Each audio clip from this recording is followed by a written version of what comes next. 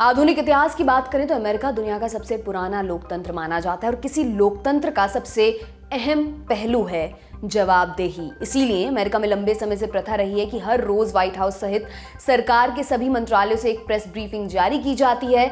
इस प्रथा की शुरुआत साल 1913 में हुई थी।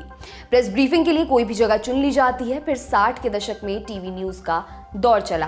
प्रेस की अहमियत, खासकर विजुअल्स की अहमियत बहुत बढ़ गई थी। इसलिए साल 1969 में राष्ट्रपति निक्सन ने एक प्रेस रूम बनवाया।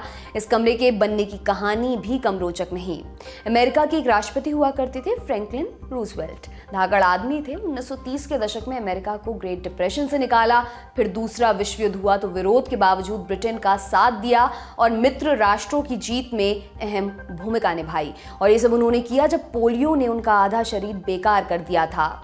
ये कहानी यूं है कि अपनी थेरेपी के लिए रूजवेल्ट को तैराकी सजेस्ट की गई थी, लेकिन व्हाइट हाउस में कोई स्विमिंग पूल नहीं था, इसलिए रूजवेल्ट को थेरेपी के लिए बाहर जाना होता था। इसी चक्कर में साल 1933 में एक कैंपेन की शुरुआत हुई। लोगों से चंदा मांगा गया और उससे बना एक स्विमिंग पूल। इसी स्विमिंग पूल को ढककर 1969 में प्रेस रूम बनाया गया और यही कमरा राष्ट्रपति के प्रेस से मुखातिब होने के लिए यूज किया जाने लगा। साल 1989 की बात है, तब रोनाल्ड रीगन राष्ट्रपति थे। इनका भी अमेरिकी पॉलिटिक्स में बड़ा नाम है। उस साल रीगन के ऊपर एक जानलेवा हमला हुआ। रीगन तो बच गए, लेकिन उनके प्रेस सेक्रेटरी जेम्स ब्रेडी को गोली लग गई। इसके चलते उनके आधे शरीर को लकवा मार गया और अपनी बाकी की जिंदगी उन्हें व्हीलचेयर पर गुजारनी पड़ी। साल 2000 में ब्रेडी के सम्मान में व्हाइट हाउस के प्रेस रूम का नाम जेम्स ब्रेडी प्रेस ब्रीफिंग रूम रखा गया। एक रोचक फैक्ट ये भी सुनिए कि जब 2014 में जेम्स की मृत्यु हुई तो इसे होमिसाइड यानी मानव हत्या माना गया। यानी हत्या आज हुई और आदमी की मौत 25 सालों बाद। आज एक किस्सा क्यों? इसी साल अप्रैल महीने की बात है। हमेशा की तरह व्हाइट हाउस की प्रेस सेक्रेटरी जेन साकी प्रेस ब्रीफिंग के लिए आई। इस बीच एक व्यक्ति उनके बगल में खड़ा था। अचानक कुछ पत्रकार इस व्यक्ति के बारे में सवाल करने लगे। जेन साकी ने कहा, हाँ, हम उसे आसान काम देते हैं। बाद में जेन ने हंसते हुए बताया कि दरअसल ये झूठ है। वेद इतने टैलेंटेड हैं कि उनके लिए मुश्किल काम भी आसान हो जाता है। इस व्यक्ति का पूरा नाम था वेदांत पटेल। अप्रैल तक वेदांत व्हाइट हाउस प्रेस सेक्रेटरी के असिस्टेंट हुआ करते थे, लेकिन पोडियम पर जाकर बोलने का मौका कभी नहीं आया। फिर 6 सितंबर की तारीख आई। वेदांत अब की बार पास के एक दूसरे कमरे में थे।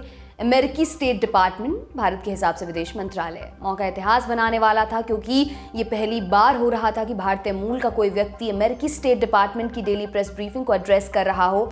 इस मौके की अहमियत आप इस बात से समझ सकते हैं कि अमेरिकी फॉरेन पॉलिसी दुनिया भर के लिए मायने रखती है। इसलिए स्टेट डिपार्टमेंट से कहे जाने वाले एक एक शब्द पर दुनिया भर की नजर रहती है। यहाँ एक भी गलती की संभावना नहीं।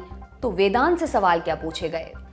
इस मौके पर वेदांत ने ब्रिटेन की नई प्रधानमंत्री के चुने जाने, ईरान न्यूक्लियर डील और रूस यूक्रेन युद्ध जैसे मसलों पर सवालों के जवाब दिए। डेब्यू के बाद उन्हें व्हाइट हाउस और स्टेट डिपार्टमेंट के उनके साथियों ने बधाइयां दी। वेदांत वर्तमान में स्टेट डिपार्टमेंट के प्रिंसिपल डेप्यूटी सेक्रेटरी हैं। इसके अलावा उनका परिचय क्या है ये भी बताते हैं। 33 साल के वेदांत का जन्म गुजरात में हुआ था। 1991 में वो अपने माता पिता के साथ अमेरिका आए। साल 2008 में उन्होंने यूनिवर्सिटी ऑफ कैलिफोर्निया में दाखिला लिया और साल 2012 में बायोलॉजी से ग्रेजुएशन पूरा किया। इसके बाद अगले 3 सालों तक वो अमेरिकी सांसद माइक होंडा के लिए डिप्टी कम्युनिकेशंस डायरेक्टर की जिम्मेदारी संभालते रहे। 2015 से 2017 के बीच उन्होंने फ्लोरिडा के एक यूनिवर्सिटी से MBA की डिग्री ली। साथ ही 9 महीनों तक उन्होंने भारतीय मूल की सांसद प्रमिला जयपाल के लिए कम्युनिकेशंस डायरेक्टर का काम किया। 2020 में वो जो बाइडेन के चुनावी कैंपेन से जुड़े। बाइडेन के राष्ट्रपति बनने के बाद उन्हें व्हाइट हाउस के असिस्टेंट प्रेस सेक्रेटरी का पद मिला और इसी साल उन्हें स्टेट डिपार्टमेंट में प्रिंसिपल असिस्टेंट प्रेस सेक्रेटरी की जिम्मेदारी मिली। आने वाले दिनों में वो प्रेस सेक्रेटरी नेट प्राइस की मौजूदगी में ये जिम्मेदारी निभाते रहेंगे। इसी के साथ आज का दुनियादारी यहीं पर समाप्त होता है दोस्तों। आखिर में एक जरूरी सूचना सुनते जाइए।